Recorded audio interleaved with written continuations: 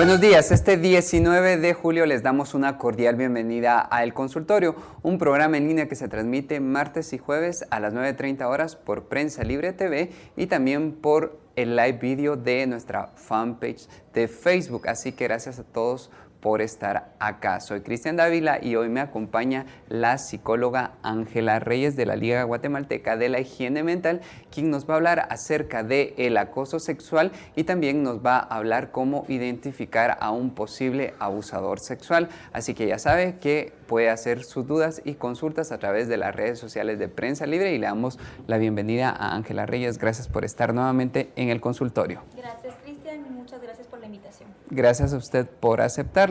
Así que si usted tiene alguna consulta específica puede hacerla a través de las redes sociales de Prensa Libre. Puede dejarla directamente en esta transmisión en directo en nuestra página de Facebook o también puede hacerla por Twitter con el hashtag ElConsultorioPL, porque en breves instantes nuestra invitada la responderá.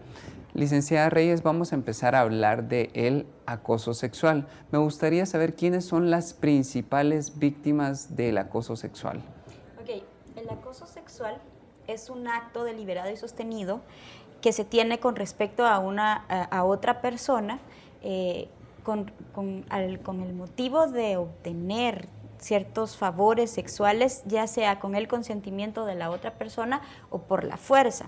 Generalmente quien hace este tipo de acoso es una persona que necesita dominar y someter a otra. En tal caso, la población más vulnerable son los niños, niñas y niños y las mujeres, ¿sí? Los acosadores generalmente tienen como su objetivo trazado, saben a quién acosar, saben quién podría dejarse manipular con sus chantajes, con sus mentiras o con cierto tipo de seducción para que puedan llegar al objetivo que es obtener una cuestión sexual.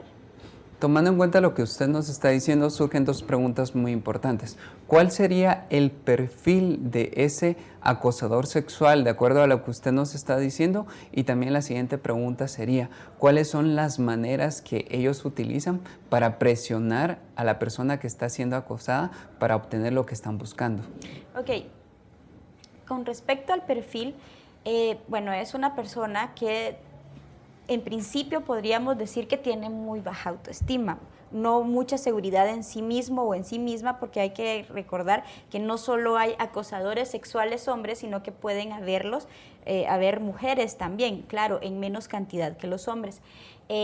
Primero, muy baja autoestima, poca seguridad y confianza en sí mismo o en sí misma, y eso lo que los lleva es a alimentar su ego desde otra forma, desde la perspectiva de ejercer poder con las personas. Generalmente no es una persona que sea fácil de detectar, es una persona que se presenta como muy encantadora, muy sociable, muy amigable con las otras personas, que trata de estar ahí, y entonces uno confunde ese tipo de cosas con amistad o con lealtad o con una persona confiable que uno en realidad puede tener confianza, valga la redundancia, ¿no?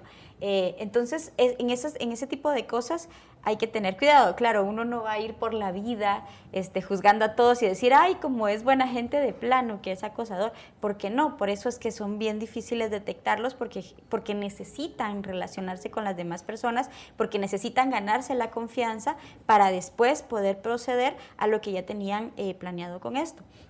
Y con respecto a la otra pregunta, Las manifestaciones, especialmente, ya que usted nos está hablando, hay manifestaciones bastante sutiles que es muy difícil de identificarlas, aunque también hay manifestaciones o señales muy evidentes, ¿verdad? ¿Cuáles serían estas?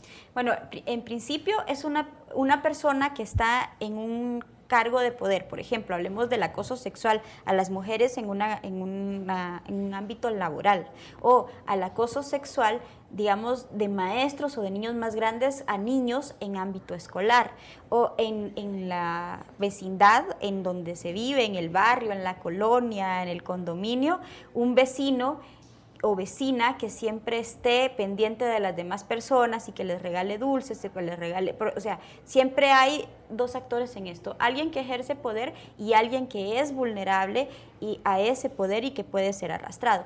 En estos casos, primero es alguien que tenga esa personalidad atrayente, que tenga una posición o un cargo de poder, porque entonces luego, por medio de ese cargo, chantajea, arrastra incluye a esa persona, ojalá arrastra eso a todo un círculo en donde esa persona luego no puede salir. Es decir, bueno, ya que me hiciste caso, pues si no querés que les diga a los demás, entonces tenés que hacer esto, ¿sí? A ver, aquí hay una cuestión básica, y es que a veces tendemos a normalizar ciertas conductas o ciertas actitudes. ¿Qué quiere decir eso?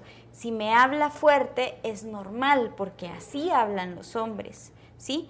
O si me pega es normal, o si me grita es normal. Y hay ciertas conductas que no son normales, que se justifican para cometer actos de violencia. En este caso, un acoso sexual también es una violencia, o un tipo de violencia, porque se está vulnerando el derecho del espacio del otro a su privacidad, a su intimidad, a la libre elección y a su decisión, ¿verdad?, de con quién estar.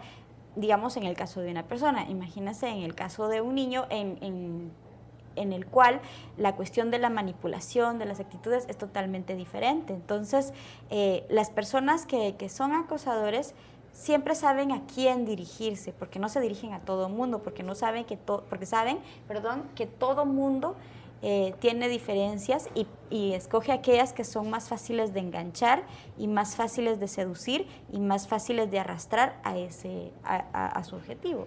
Claro, creo que la vulnerabilidad de las víctimas juega un papel muy importante, porque el victimario sabe exactamente cuál es esa debilidad de la cual puede hacer uso para luego someter o manipular a la persona. Exactamente, mira, y sobre todo porque, a ver, el acoso sexual se utiliza para muchos fines. O sea, el fin en sí no es acosar sexualmente a alguien, el fin en sí no es tener relaciones sexuales con alguien o violar a alguien, ¿sí?, o abusar de esa persona. Tiene muchos fines, y como medio se utiliza eso. Por ejemplo, el hecho de controlar la vida de otro ser humano, o sea, el hecho de sentirme yo más poderoso que la otra persona, ese es el placer en sí que se encuentra en todo esto. No tanto en la cuestión sexual, como se puede leer muy superficialmente a partir de ciertas cosas, ¿no? ¿Por qué en ciertos trabajos se contratan a mujeres muy jóvenes, muy atractivas físicamente y muy vulnerables? Porque entonces la persona que las está contratando lo que quiere es satisfacer sus necesidades personales, su autoestima, su autoimagen, a través de controlar la vida de estas personas. Y estas mujeres, si son muy jóvenes, si no saben cómo identificar ese tipo de cosas, si tachan como normales el hecho de que el jefe las abrace o las invite a un café, o acercarse de forma inapropiada acabándose de conocer, entonces es más fácil para esa persona dominar a estas personas, ¿sí? Del victimario a quien es víctima de esto. Y es tan sutil la transición que cuando uno siente, ya está metido en ese rollo. Y después, ¿a quién se dice, quién le cree o a quién denuncia? Sobre todo porque el prejuicio general es que las mujeres somos las provocativas en este caso. Si nos vestimos de tal forma, es que nosotras tuvimos la culpa por provocar el morbo sobre la otra persona. O sea, ¿cómo combatís eso? Tomando en cuenta lo que usted nos está diciendo, me gustaría que nos explicara qué relación hay entre el acoso sexual y el abuso sexual, porque hay una línea muy débil entre estos dos términos que más adelante nos va a explicar. Es el momento de nuestra primera pausa, no se vayan y sigan con nosotros en el consultorio, porque al volver vamos a seguir hablando acerca del abuso sexual. Les recordamos que pueden dejar sus dudas y consultas a través de las redes sociales de Prensa Libre. Ya volvemos.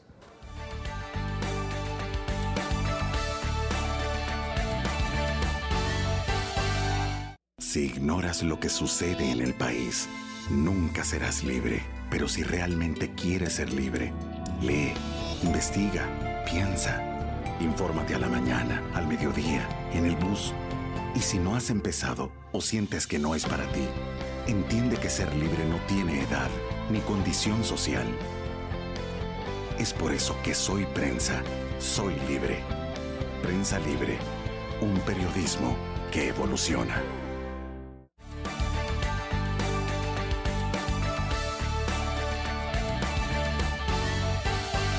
Gracias por seguir con nosotros en el consultorio y por seguir esta transmisión en directo a través de nuestra página de Facebook, y volvemos a hablar acerca del abuso sexual. La pregunta que había quedado en el aire: ¿qué relación tiene el acoso sexual con el abuso sexual?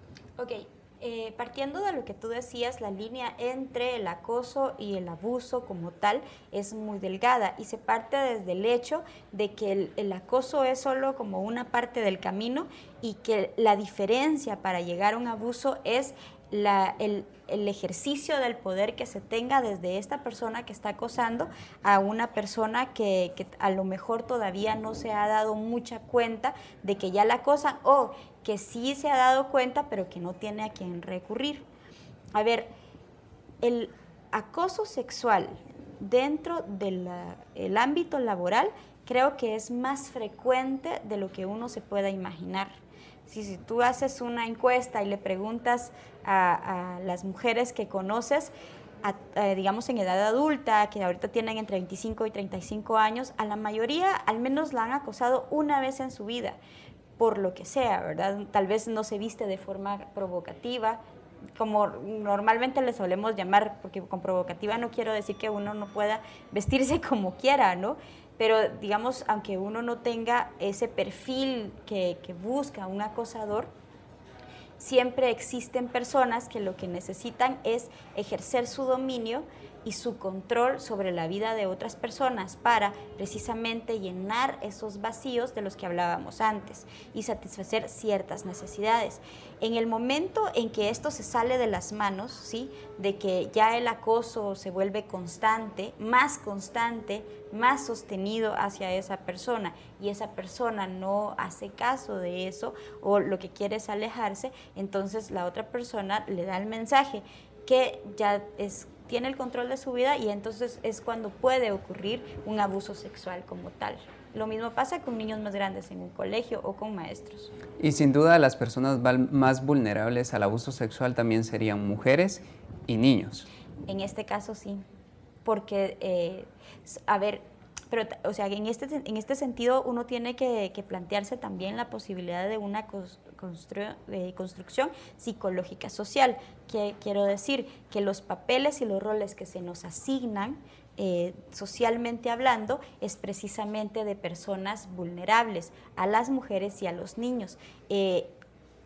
Invisten de poder, se puede decir así, a los hombres. Entonces, por eso es que son menos vulnerables. No porque no suceda, porque sí sucede, pero la diferencia es eso, que la cuestión social, la construcción social, la asignación de roles, el asumir roles, pone en papeles muchas veces de víctimas y de más vulnerabilidad a los niños y a las mujeres, por una serie de características psicológicas, físicas y sociales, si se quiere, pero es en ese plano que estamos. Por eso es de que la población más vulnerable es esa, porque el foco de atención va hacia ahí.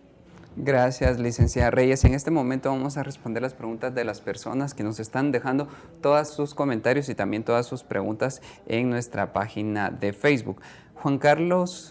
Carlos Juan nos dice que hay que desconfiar de todos, especialmente de los familiares como abuelos, tíos, primos. Esa pregunta la voy a relacionar ese comentario lo voy a relacionar con lo que nos dice Glenda Marlene Benavente, que nos pregunta cómo se identifica a una persona abusadora o victimaria dentro de la familia, que es donde suelen pasar, y decirle a los niños que estén atentos a todos ellos. Yo creo que estos dos comentarios nos traen a colación el hecho de que sabemos que mucho del abuso sexual se da dentro del núcleo familiar o personas cercanas a la víctima. No, y qué bueno que hicieron estos comentarios, porque déjenme decirles que la mayor cantidad o la mayor tasa de abusos sexuales que se cometen es dentro de la familia. Uno siempre está pensando en desconfiar del extraño, del que está fuera, el pastor de una iglesia, del sacerdote, del maestro, de una persona que llegue a visitar un amigo,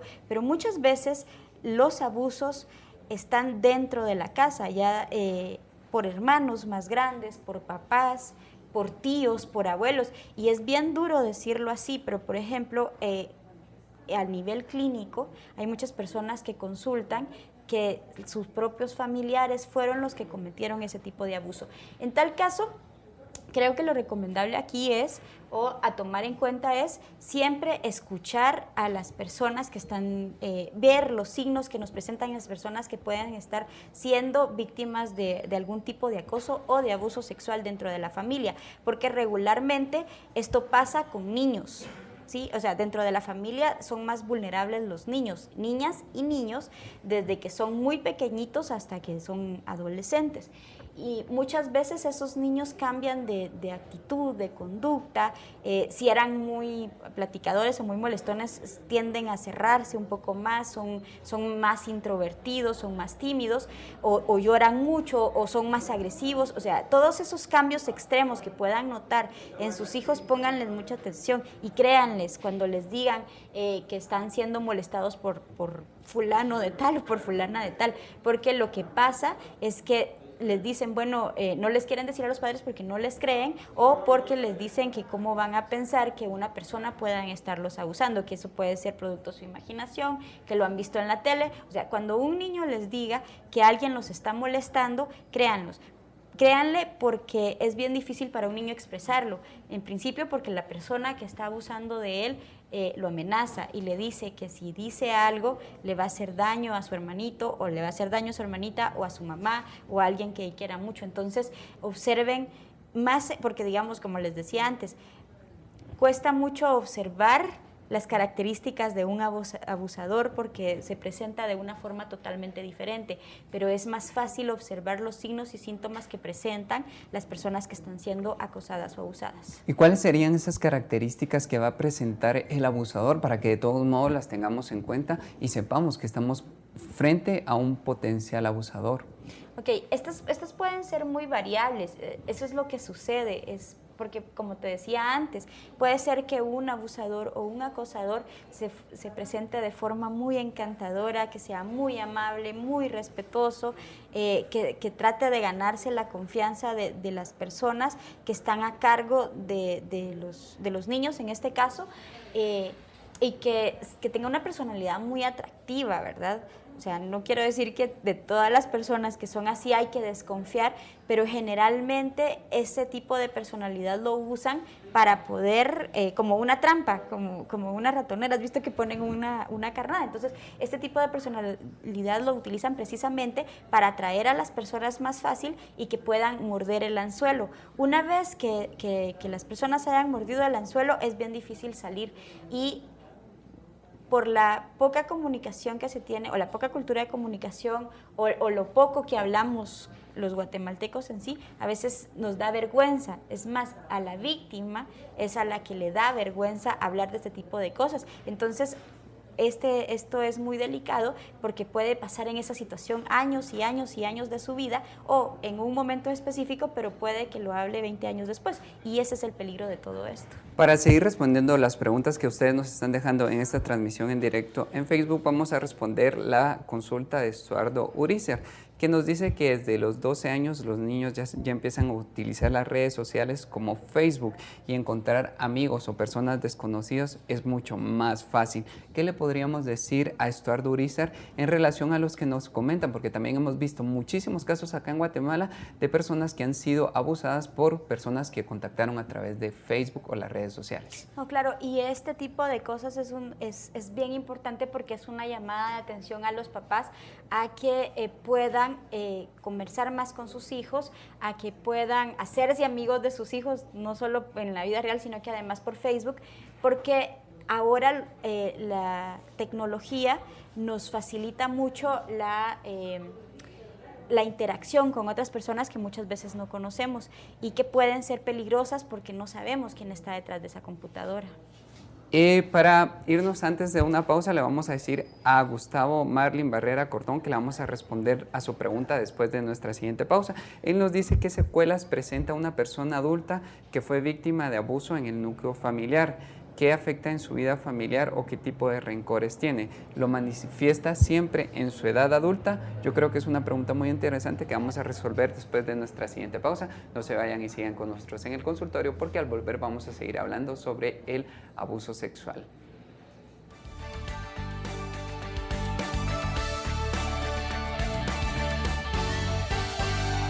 Si ignoras lo que sucede en el país, nunca serás libre. Pero si realmente quieres ser libre, lee, investiga, piensa. Infórmate a la mañana, al mediodía, en el bus. Y si no has empezado o sientes que no es para ti, entiende que ser libre no tiene edad ni condición social. Es por eso que Soy Prensa, soy libre. Prensa Libre, un periodismo que evoluciona.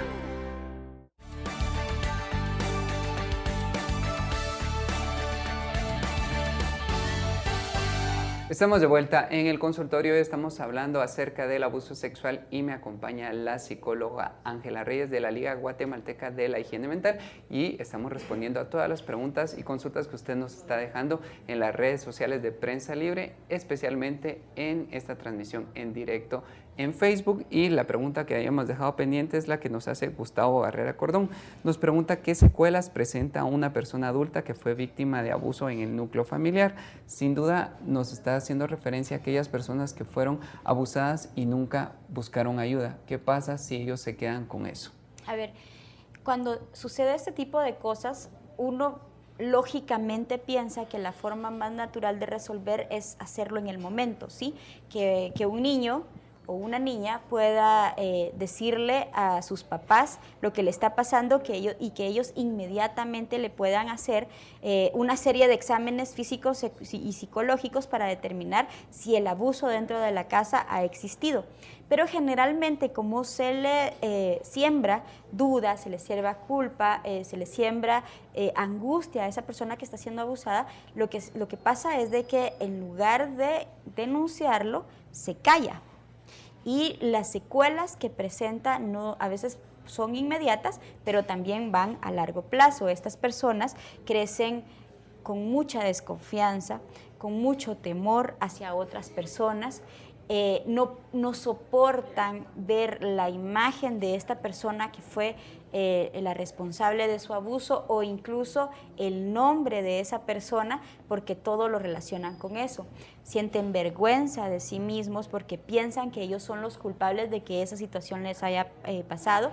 Muchas personas que llegan a la edad adulta con este tipo de problemas no pueden sostener una relación normal de pareja porque cuando llega al punto de intimar, entonces no se dan el permiso de hacerlo porque entonces el recuerdo del trauma que vivieron antes puede estar presente todavía y tienen miedo de confiarle a esa persona que puede ser su pareja lo que les pasó, en el mejor de los casos. Hay otras personas que ni siquiera se pueden relacionar con una pareja o muchos creen que por eso también pueden tener otro tipo de preferencia sexual, ¿no? Que puedan ya no gustarle a una persona de otro género distinto a ellos, sino del mismo género, cosa que es un mito, creo yo, en ese sentido, pero sí, cuando una persona del mismo género lastima, o del género contrario lastima, quiero decir, si un hombre lastima a una niña, entonces esta persona o esta niña va a crecer con el hecho de pensar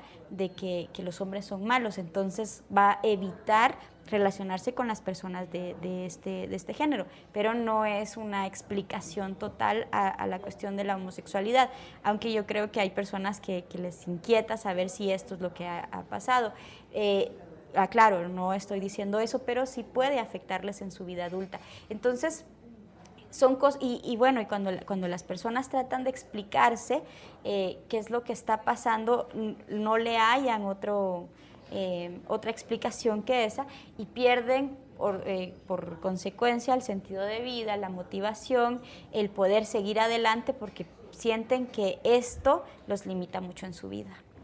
Creo que es necesario que hablemos acerca de lo que usted ya mencionó, el miedo, el silencio, la vergüenza y la culpa, que sin duda son los factores que inciden de alguna manera para que una persona que está siendo acosada o que fue abusada no hable. Entonces, ¿qué papel van a jugar estos sentimientos frente a una persona que está siendo víctima de estos acontecimientos?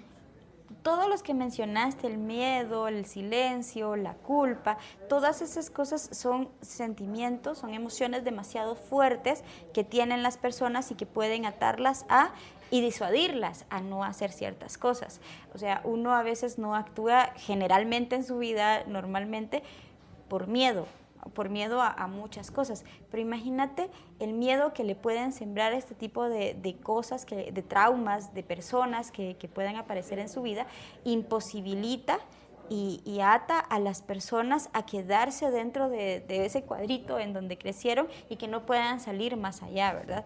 En tal caso, el punto acá es que los papás tomen en cuenta, los papás y las mamás tomen en cuenta que en la educación de sus hijos se incluya esto, el cómo romper el silencio, el hacer a niños más críticos, a personas que tengan mucho más pensamiento crítico y que puedan decir sus opiniones al respecto de lo que sienten y lo que creen, de confianza, de que si les pasa algo que pueden contar con ellos o que se lo cuenten a alguien que les tengan confianza, que siembren ese tipo de valores para que si alguna vez pasa este tipo de situaciones, porque ninguno en esta vida está exento de que pase, entonces que tengan las herramientas para enfrentarlo. Eso es muy importante. Uno como padre, uno como cuidador de un niño, como responsable de una persona, no puede evitar que estas cosas pasen, porque suceden, pero lo que tiene que hacer es darle herramientas para que esas personas el día de mañana puedan usarlas para enfrentar esta situación precisamente. Entonces, son dos cosas muy distintas. No lo puede evitar, uno no es Superman, pero puede darle las herramientas a sus hijos e hijas para que se puedan defender por sí solos mañana. Rosa Guzmán nos está preguntando, dice, tengo una pregunta. Alguien en una clase le dijo que las estadísticas dicen que las personas que han sido violadas regularmente se convierten en violadores. ¿Qué les podemos decir sobre esto? Que yo creo que es una afirmación que hemos escuchado muchísimas veces, pero puede ser un poco arriesgado generalizarlo. Claro, es que es demasiado arriesgado generalizar y acusar a otras personas que han sido víctimas de violaciones, el que puedan revertir el papel y algún día poder convertirse en eso mismo. El fenómeno que pasa acá es que muchas veces estas personas sí pueden convertirse en violadores o en abusadores o ser violentos porque ya están cansados de estar en el otro lado. Es como cambiar papeles. Claro, no podemos generalizar y no podemos decir que todas las personas pasan por eso, por sus tipos de personalidades, por la resiliencia que puedan presentar, por sus herramientas que puedan tener. Hay quienes, como en cualquier otro caso, son más fáciles para poder resolver, o sea, tienen como más habilidades para resolver problemas que otras. Entonces, cuando una persona que tiene pocas habilidades para resolver ciertos problemas, incluido entonces sí puede quedarse ahí, aguantar todo lo que pueda, pero o sea, uno no puede aguantar toda la vida. Llegar a un punto de explotar y de poder revertir esa situación en la medida que uno puede cambiar de papel, ya cansado de la situación de que me abusen, entonces abuso yo para que ya no me puedan tocar. Entonces es ese juego que se hace, que puede llegar a ocurrir, sí ocurre, pero que no es una norma general.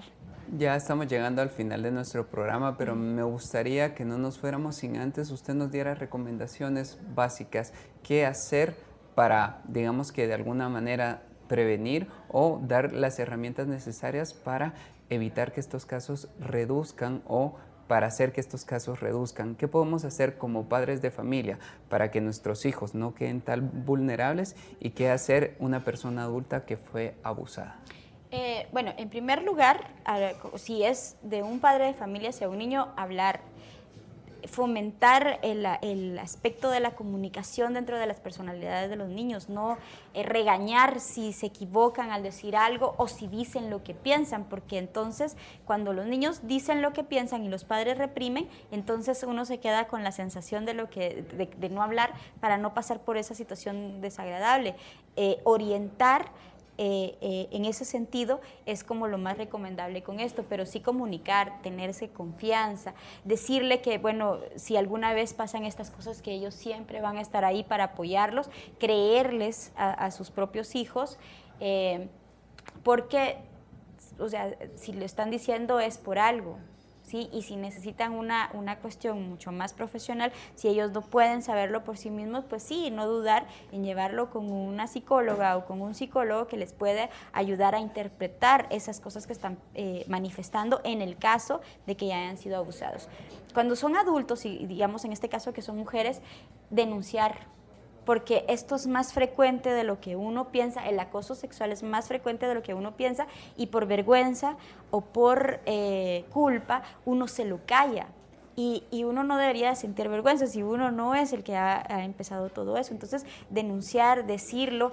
O sea, yo sé que se corre el riesgo de perder hasta el trabajo porque generalmente, como les decía antes, el que está arriba es el que acosa por la situación de poder, pero denunciarlo, tratar de buscar una forma de cómo eso se sepa, porque a lo mejor sí es una reacción de ese momento que a esa persona le puede estar pasando, pero puede ser de prevención para otras mujeres y que puedes pasársela muchísimo mal. O sea, no, el hecho no es de ser egoísta, decir como me está pasando a mí, que le pase a los demás. El hecho es decir que lo que me está pasando a mí es que no le pase a nadie más y no quedarse callado, porque si uno se queda callado, le está ayudando a esa persona a seguir haciendo lo que está haciendo y que daña a muchas personas.